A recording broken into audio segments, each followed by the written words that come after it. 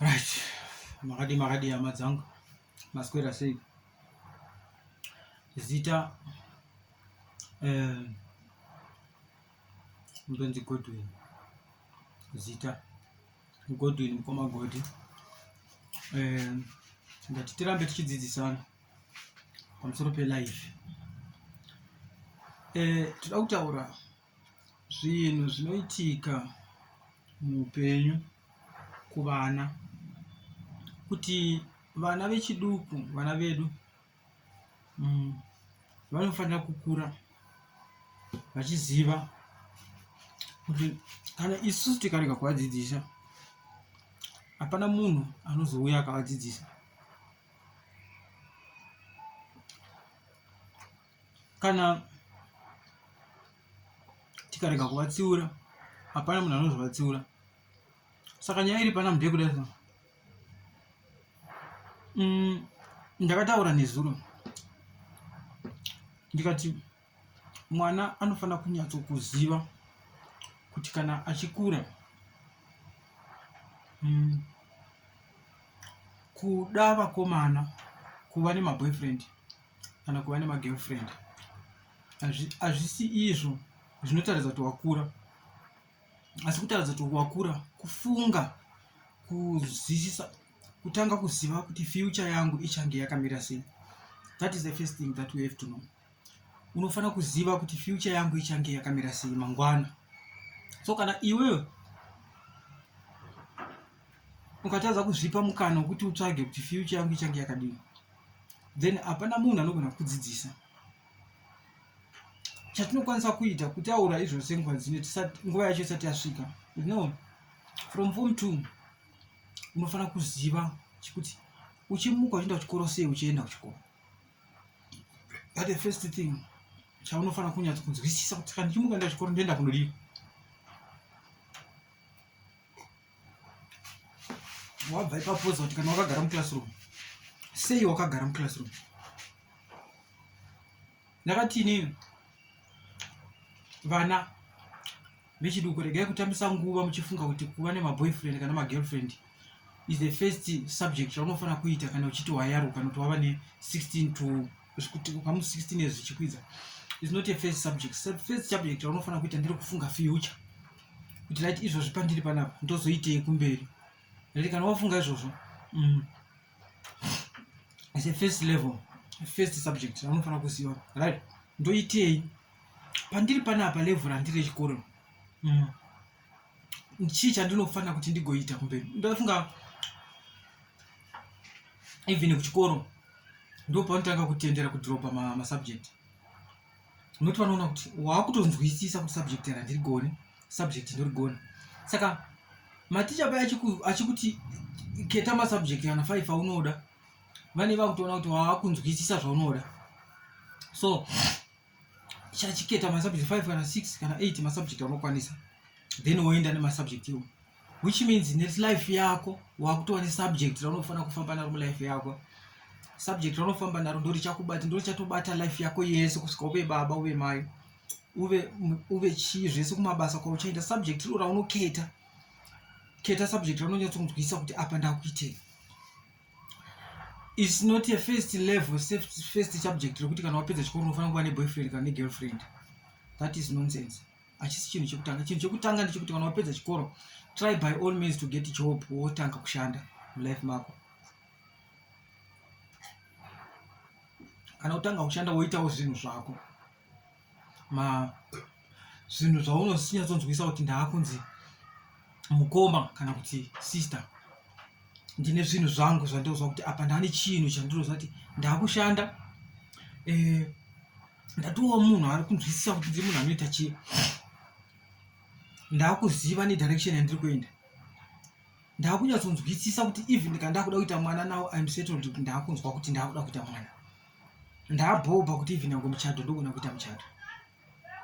Izvo zvinoitwa kamwe chete kana watanga kuwana subject relife from form 2, form 3, form 4, form 5, form 6. Ndo panotanga subject relife, ndo panotanga kuketa kuti ndoita izvi kana kuti izvi handiiti. Ndo panototangira munya, ndo panotanga kunzi mwana kwaningi ihure, mwana kwaningi wenda wasikana, ndo pazvinotangira. Saka ipapo ndio patime yaunofana kuketa subject rezvinhu zvaunoda kuzoita mulife mako zvichakuraramisa. Saka ukatadza kuketa ipapo warasika. Saka guys, nyandoda kudza vechidiki, tangai kuketa subject ramunofanira kuita mulife uri form 2 form 3. Ukafaila ipapo uri form 6 autozombokwanisi kuita subject racho, because subject uchitodropa mamwe subject uri kuto upgrade subject relife, and uri kuketa life yaunozoda kurarama. Life haungazoitangi wakuenda kubasa, life unotanga kuitanga uri kuchikoro, because unoda kudzidzira mararamiro auchaita. Saka guys, vana vari kuchikoro ngavanzwe kuda vadzidzisei kuti keta subject reupenyu richakubata muupenyu hwako hwese, raunoziva kuti ndinotopasa 1, rinotondichengeta 2, ndine future naro, ndinowana direction mariri, richandichengeta. Kwete kungotirega ndichikete shona nokuti yakachipa, no. Keta zvinhu zvaunoziva it's really difficult pakuzviita, asi zvinozondibatira mangwana. Saka nhasi tave nenyaya yekuti which subject raunoketa mulife mako, nderipi subject rauri kuketa mulife mako. Saka chinhu chandinotaura nhasi chapamusoro pesubject life,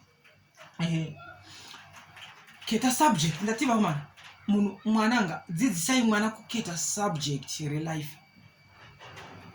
Kuita vana it's not a good subject. Kuda maboyfriend handisi good subject. Kuda magirlfriend is not a good subject. Kuenda kubasa uchitiza chikoro is not a good subject. Kuramba chikoro is not a good subject. Keta subject richakuchengeta upenyu hwako hwese. Ndakadai ndakaramba chikoro, handikudzidzisi zvinhu zvasimbo zvisina kuitika. Ndoda kudzidzisa zvinhu zvakaitika. Ndakaramba chikoro. I've been choosing wrong subject. Ndakatochoose wrong subject. Ndosaka ndichida kuti ndikupeiwo dzidziso nokuda kuti ndakaramba ndakatiza chikoro. Subject randakaketa harina kundipa future, even now ndiri kutambura. Handina kuita chanachana. The moment pandakarega chikoro ndo the moment pandakaita mwana. Ndikakonzeresa umvana kune mumwe munhu. Nokuti ndakarega kutenda zvandanga ndaita. Nokuti ndanga kutaura skin kuti ndiri mwana muduku. Why I have to accept that pregnant. Haisi yangu mimba. Mwana wachindi wangu ndati haisi yangu. Ndikaramba. Saka ndiri kuti a good subject that you have to choose. Kutoenda kuchikoro wochoose subject raunoziva kuti I have to pass subject rauchatadza kurara neusiku uchiverenga. Even life, kana ukati ndoda kuti ndite kuti kana kuti ndoda kuti ndizorora ndana makore akatotanga kuti zvama boyfriend ano makore akatanga na my girlfriend, you have to know, even wakarara, you have to dream about it. Saka iwe ukatadza kuita subject iroro watofaila life. Nokuti sekuru avazombo vakakuitira subject iroro, baba havakuitiri subject iroro, sister havakuitiri subject raunoita ngarive richachengeta life yako from now until you die, from now kune vana vako.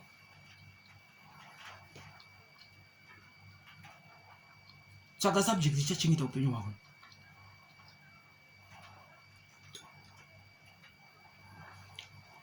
Subject randakachoose iniyo ndiri kusiya chikoro.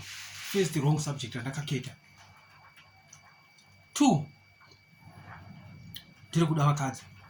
Second, wrong subject randakaita. Masubject hana kwaanokunangisa. Unoenda pasi uri rombe. Vana vako vakatadza kuva nefoundation, vakatadza kuva nefuture. Saka to get a good subject in your life, to get a good future in your life, is to choose a good subject in your life. Saka subject rinogona kuzokuchengeta muupenyu hwako hwese. Kana ukatadza kuwana subject richakuchengeta muupenyu hwako, richatoita kuti iwe ufambe namanyatera, mabhuruku akasorwa mabvi nemusana. ugogara uchingova munhu wekunda kumirira paline uchienda kubasa every month, every week, every day. Asi subject iro rinokurasa. Ndauya nhasi nenyaya yesubject. Please try, dzidzisai vana venyu vatsvage subject richavachengeta upenyu hwese. Dzidzisai vana kutsvaga subject richavachengeta. Ndati kurega chikoro is not a good subject. Kuda maboyfriend kana magirlfriend is not a good subject. It's the wrong subject. By the time paunova right yekuchoose subject raunofana kudzidza uchienderera mberi naro muupenyu, tsvaga subject richagona kukuchengeta upenyu hwako hwese. Tsvaga subject mupfungwa dzako, mind subject, mind not rekuchikoro, mind subject raunoziva kuti now I decide kuti ndoda kuti ndidzidze kusvika pakati.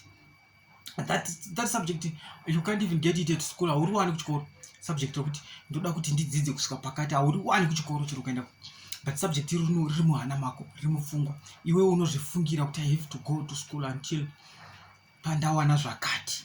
Ndoda kuenda kuchikoro kusvikira ndava palevel yekuti ndapasa course rekuti ndawana chakuti. That is a very good, excellent subject. Aufi wakaripiwa nemunhu God, asi kuti uchangoripiwa neni God. I'm trying to say nhasi, dzidzisai vana vatsvage subject roupenyu richamuchengeta kubva pano kunosvikira nokusingaperi nekuvana vake ive nhaka. Subject iro hauripiwi naticha kuchikoro. Ticha vachakuti choose subject rausingadi, raunoda kudropa, wodropa maths, wodropa English, wodropa science, wosara negeography, wodzidza zvako zvemakomo nenzisi. That subject chiita kuti kana riro rawaona kuti ndoda kudzidza subject rino anofana kuva 2. Iwe chiti kuchikoro wachoose 2 subject, anofana kuita 3, because pane subject relife rausingapiwi nemunhu, asi rauchagara uchifunga iwe ndoda kudzidza kusvikira ndaita pakati.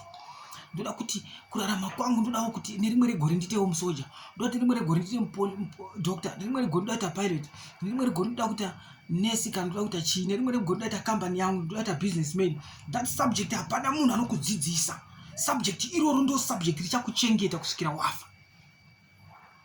Asi raunodzidza kuchikoro rinogona unodori support ne subject raunozvipa iwe. Saka kana uri mwana, tsvaga subject raunoti kana watsvaga subject iro richava ne support inobva musubject roupenyu rawatsvaga iwe, rawadecide kuti ndoda kuti zvakati ndite zvakati nezvakati. Saka zvibatsirwe nemaths iyo yawaita iyo igova yesupport yekuti subject rako ribudirire. Ameni kana zvichinzwika. Life yakaoma nekuti ndichitaura izvi ndiri kuti inini kana usina course yaunayo these days you are nothing. Ungaenda zvako papi, ukaenda papi, you can say whatever, you can say, you can speak, you can sing English nyangwe chicha kwekati ndakapasa. Kana usina bepa raunaro you are nothing. Even kuAmerica, UK, China chaiko chero kupi, South Africa, in Zimbabwe, hauna chinhu vanosina course yaunayo. Tsvaga subject richasupport life yako kusvikira mukufa. I thank you very much zuva ranhasi. Ndinotenda nemashoko ewo maduku mashoma ndakupa. Mwari akuropafadzei, Mwari akuitire zvakanaka. I think ticharamba tichidzidzisana zvichiendera kumberi. Zita ndakati ini ndonzani Godwin G Makumbe, ku Facebook page, Instagram, Twitter, YouTube channel. Please comment, share, like, subscribe my videos, please guys, so that I can get power. Ndinowana power nezvozvo chete ini izvi zvandiri kudya izvi hazvina basa izvi. Mukangosubscribe, mukangolike, mukangoshare, mukakomenda chete ndawana chikafu chinogutsa. Ichi hachitogutsi, ndogona kuswera ndichingodya ichi, asi ichocho chinondigutisa guys. Ndowana manyuku-nyuku, ndonzwa power, because handisi kudzidzisa zvimumuma, handisi kudzidzisa zvirema. Ndiri kutaura nevanhu vanorarama, vanoziva, vana vedu, vana venyu, vandiri kushuva kuti vave neramangwana rakanaka. Saka kana muchilike, muchikomenda, muchishare, muchisubscribe, I think ndichaenderawo kumberi nokuita basa iri. Ndinenge ndichiona kuti ndine vanhu vandiri kutaura navo. Musari nezvakanaka nditi. Vanoda kundifonera namba dzangu dzinoti 0609 459 345. Vanoda kundifonera ndodzokorera futi 0609 459 inamba dzeCLC. Regai ndikupeni MTN inoti 0719 370104 ndidzokorere futi 0719 370104 ndo MTN yangu. Saka muve nezuva rakanaka, tichabatana futi zvepanguva inotera chiramba chidzidzisana tichingodzidzisana kusvikira zvaita nani, because chatiri kuzama kuti zviite nani vamwe vanhu vaite nani. Saka muve nezuva rakanaka. Ndatenda Mwari akuropafadzei. Thank you.